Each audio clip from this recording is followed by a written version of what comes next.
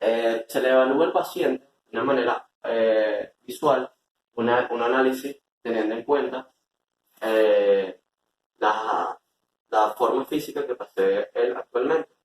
Se le toma en cuenta, teniendo el lado contraproducente del otro hombro afectado, la nivelación entre las escápulas al mismo nivel de los hombros. También se le mira al paciente de forma morfológica la articulación del deltoide y los músculos supraespinosos e infraespinosos. Articulación del hombro. En la articulación del hombro podemos evaluar de una manera subjetiva, de una manera visual al paciente, teniendo en cuenta que las formas contraproducentes que tiene él con el hombro afectado, con el hombro sano, se le evalúa la tonalidad del músculo, la tonalidad de fuerza, la fuerza que posee. Se le evalúa también de forma visual si posee alguna atrofia muscular a nivel de las zonas afectadas, de la articulación acromioclavicular o la articulación glenohumeral, y se le evalúa de forma por la espalda también o por la delantera la fuerza y el tono muscular que posee el mismo.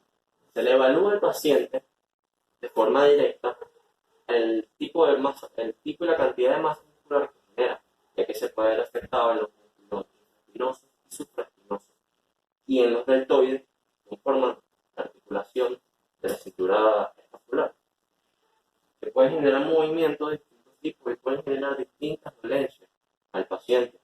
Se le evalúa también de forma visual si posee el fenómeno de escápula alada y se le genera también al paciente la forma de rigidez que posee al estar encorvado o estar parado. Se le toma en cuenta los dos lados, el lado contraproducente del paciente, ya que uno sirve como guía para, para, ver para estar pendiente o para seguir visualizando y meditando la evolución del paciente. Palpación de la articulación externo-clavicular. Tocamos al paciente evaluando la clavícula. Se evalúa también teniendo en cuenta el relieve que posee la clavícula. La articulación acromioclavicular, y llegando a una parte más proximal del hombro, la cual vamos y la tocamos y la palpeamos directamente para ver el estado en el que se encuentra. La porción larga del bíceps se le evalúa al paciente para tener una mayor capacidad de respuesta a la que vemos cuando él genera el movimiento. La cadera bicipital se genera una anteposición y una rotación externa al paciente para poder evaluarla.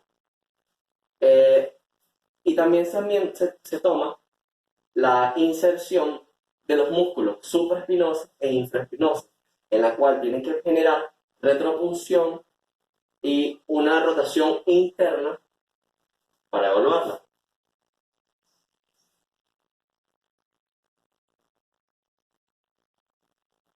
Posterior del paciente, evaluamos palpando el reborde de la espina acromial y el borde medial inferior de la escápula, en la cual podemos ver de una manera directa que el paciente no genera un fenómeno de espina alada, la cual genera un buen tono muscular, una buena fuerza muscular y una buena ganancia de masa muscular a nivel del músculo infra y supraespinoso.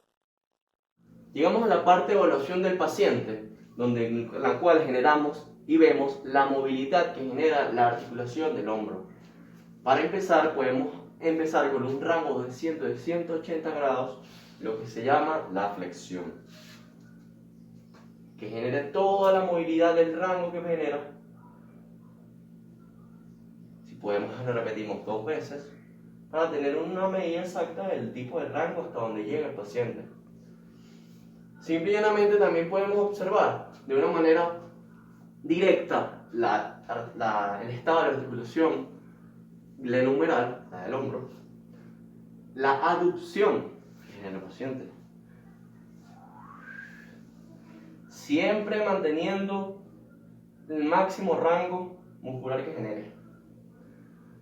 También le pedimos al paciente de una forma u otra que haga el movimiento de rotación externa y rotación interna, teniendo en cuenta que después de aplicarlo en un brazo, se tiene que tener en cuenta el brazo contraproducente al generar el movimiento.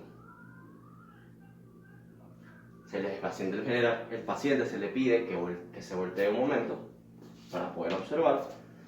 Se le pide al paciente que lleve de una manera u otra hasta su mayor rango y se le toma como evaluación hasta donde llega el tope.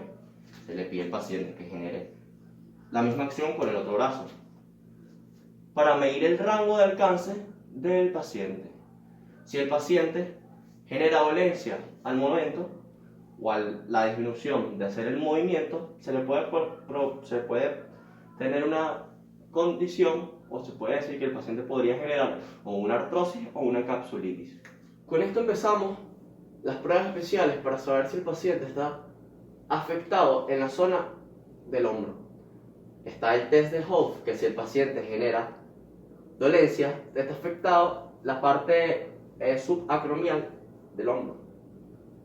Le pedimos al paciente que tenga pulgares abajo y se le opone resistencia al movimiento que va a hacer el paciente actualmente para ver si genera movelencia o alguna dolencia o dolor hacia la acción.